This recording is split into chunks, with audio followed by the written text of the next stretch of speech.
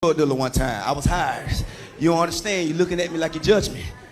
When I graduated, I already had some kids. So my uncle came to me with a cash money job. He said, nephew, I'll pay you $1,000 a month, a week, to ride with me to go pick up my weed. He was a big time drug dealer. He had all the weed. He had the loud and the quiet. You never smoked that quiet, have you? You smoke it, that's all you can say. Yeah, he said he gonna pay me $1,000 a week to ride with him to go pick up the weed. I say, damn, thank you, Jesus, this is a good job. But it was more to the job. He said, when we get pulled over, I want you to take the charge. I said, what?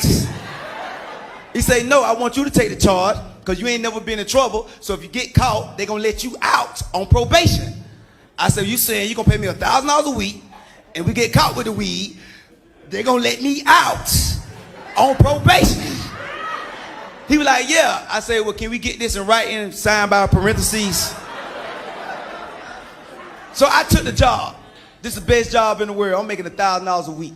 The first 2 weeks I was nervous. I was just riding the car all nervous because I ain't want to get caught. But after about 2 weeks, I used to get comfortable, man. I was laying in his car like it was a Cadillac.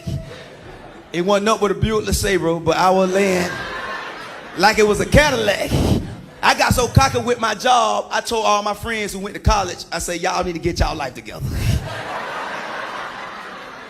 So me and my uncle ride, man, a whole year ain't nothing happened. I'm making $1,000 a week. Everything good. Huh? Everything good. Everything going good. Huh? And my uncle, he used to drive laid back too. So one day, he leaned up on the steering wheel like this, nervous. I say, if you got the fart, just let down the window. He was like, no. He said, man, the police behind us. I said, what? I said, is they behind both of us? He like, no, nephew, you know what time it is. You know what time it is. I say, no, it's just 4 o'clock. That's what time it is. He said, no, nephew, I've been paying you $1,000 a week now. You got to take the charge. The police pulled us over. I said, damn. So, I kept it real. So the police pulled us over, but I didn't know you supposed to keep your composure. But I didn't know that. But see, he knew that because he was an OG. But me, I was still a GG. I was a little gerber baby. I ain't know. Cause he kept his composure. The police pulled us over. I'm over there singing church songs. No weapon formed against me. So the police see me. He seen I was nervous. He told us to get out the car. He knew something was wrong. So he laid us on the grass. So we laying on the grass. You know what I mean? And at this point, I kept it real. I said, you know what? My uncle been paying me. I got to take a charge. I don't want them to be hashtagging snitch on Facebook. So I kept it real in my mind. I said, I'm going to keep it real. So the police went to the trunk, because the weed was back there. You can smell it. As soon as he opened the trunk, I heard the trunk go, Arr! I had a slight stroke on the side of the road right there.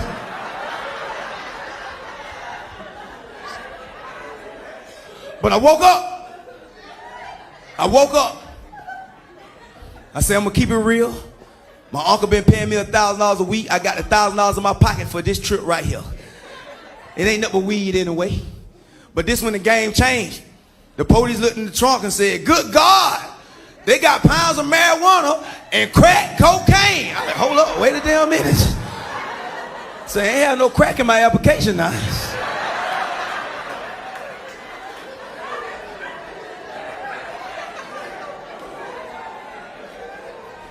But it's my uncle. He on parole. I don't want to get in trouble.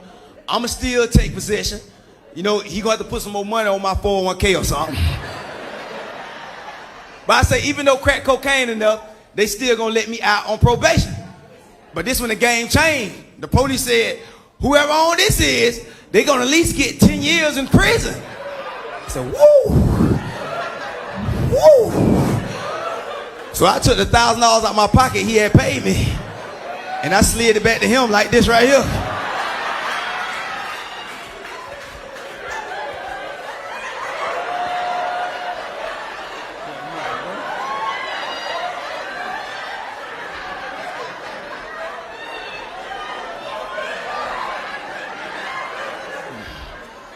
He gonna look at me talking, what? I said, man, I quit. So the police told us to stand up side the car, so I stood up, and I was brushing the grass off me, and I was bouncing like a free man. Because I know I don't work for that company over there no more. So my uncle, so the police came to my uncle first. The police say, is this your pounds of marijuana and crack cocaine? My uncle shook his head, no. I reached over and whispered in the ear. I say, you shaking your head the wrong way, brother. The police came to me and say, is this your pounds of marijuana and crack cocaine? I said, I swear to God on Jesus, ain't nothing on this highway, man. I said, I ain't even got a car. So the police said, one of y'all don't take the charge, both of y'all going down for the same drugs. I said, hold up, wait a minute. I said, officer, I know what you're trying to do. You're trying to make me snitch. But this my uncle. We got the same blood. Well, he my uncle on my mama's side, that's it. We got half the blood. I said, but I ain't finna snitch on my uncle. I ain't that type of guy.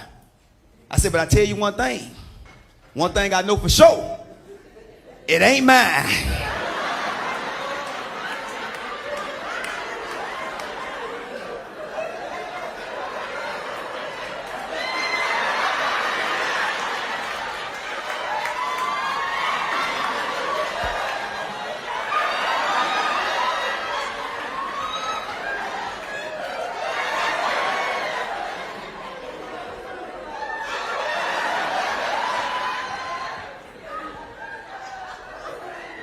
So my uncle went back to prison.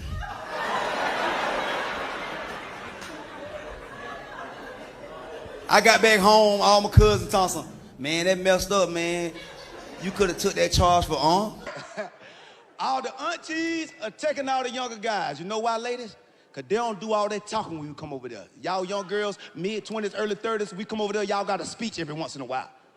You know what? You ain't finna get none of this. You not finna keep coming over here and get my body if you ain't got no plan for my life. Well, I wish you would have said that before I came over here. You go to your auntie house, she ain't talking about nothing. And she taking her pants down at the same time. She be like, guess what my sister and her husband were talking about today?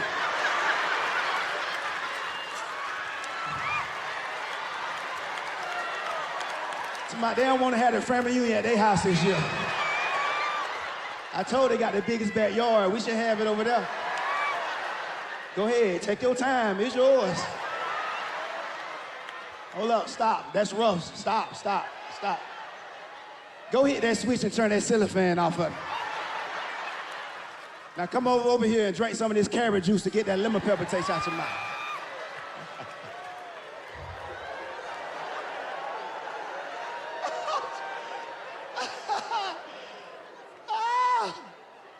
If you got that carrot juice, let me hear you say, hey. Hold up, I heard a man. Wait a minute. I ain't doing no special in Atlanta no more.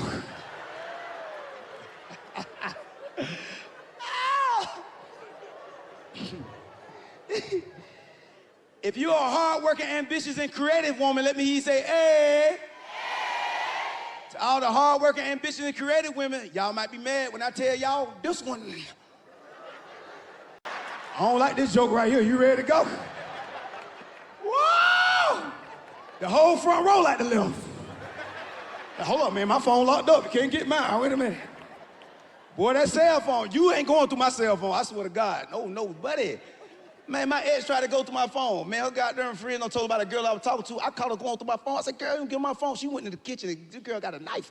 This girl had a knife to my neck. I said, Wayne, if you don't give me the code of your phone, I swear to God, I'm gonna stab in your neck. I said, well, you might as well stab me. Yeah, because you go through this phone, you gonna want to shoot me and your hairstylist.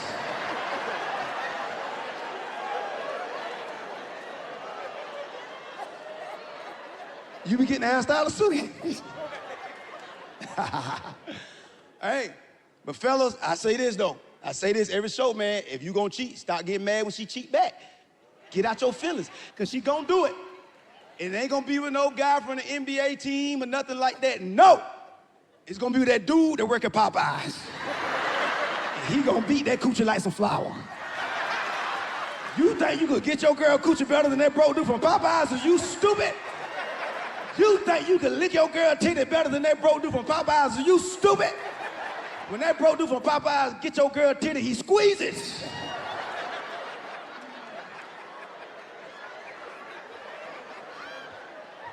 Look at all the ladies here. He ain't lying about that Brody. Damn, man, she laughed hard as hell, boy. But ladies, I'm with y'all though. Y'all right? I get it. Men shouldn't cheat. It hurt. I'm with y'all. But ladies, what I want y'all to start doing though, stop comparing us to your granddaddy. I don't like that.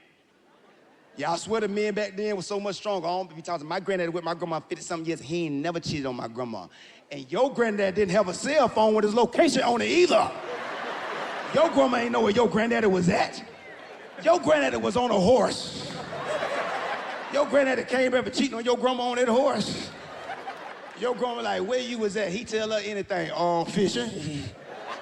Yeah, for some coochie. Stop comparing us to your granddaddy. Because it's harder for us not to cheat than it was for your granddaddy. Why? Because we could see every woman in the world on social media at one time. Your granddaddy only seen the women on his dirt road. So, since it's harder for us not to cheat than it was for your granddaddy, you're going to have to do stuff that your grandma didn't do to help us not cheat. It might be weird, but you got to do it. You got to do something to make your man think about you all day while he's away from the house. It might be weird, but you got to do it. Before your man leave the house, you might got to stick your hand in your coochie and wipe across the lip like.